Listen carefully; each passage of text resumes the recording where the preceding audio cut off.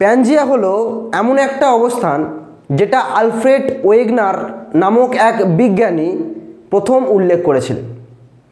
কি সেই ব্যাপারটা হচ্ছে প্রায় 30 কোটি বছর আগে এই যে এত স্থলভাগ বা মহাদেশ যেগুলো আলাদা আলাদাভাবে বিভক্ত হয়ে রয়েছে সেইগুলোই একটা সময় নাকি একসাথে জুড়ে ছিল, যেটাকে নাম দেওয়া হয়েছিল মহাদেশ বা প্যানজিয়া।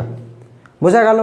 তাহলে আলফ্রেড ওয়েগনারের মতে প্রায় 30 কোটি বছর আগে পৃথিবীর এই গোটা স্থলভাগ একত্রিত অবস্থায় ছিল, যেটাকে আমরা প্যানজিয়া বলে জানি।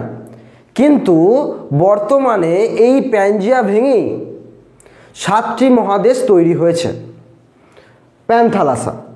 প্যানথালাসা জিনিসটাও তেমন, যে প্রায় 30 কোটি বছর আগে আলফ্রেড ওয়েগনারের মতে এই যে গোটা সমুদ্র বা মহাসমুদ্র ভাগ এইগুলো সমস্ত একত্রিত অবস্থায় ছিল, অর্থাৎ একসাথে জুড়ে ছিল। কিন্তু পরবর্তীকালে এই 5 সংস্থান তত্ত্ব বা মহাসঞ্চরণ তত্ত্বের মাধ্যমে এগুলো কি হয়েছে, আলাদা আলাদা অংশে বিভক্ত হয়েছে।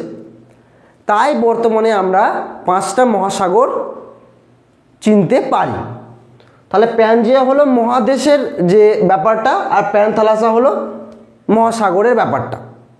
প্যানথালাসে কি হয়, যে 30 কোটি বছর আগে এই যে গোটা সমুদ্র ভাগ মহাসাগর ভাগ একত্রিত অবস্থায় ছিল, সেটাকে আমরা প্যানথালাসা বলছি।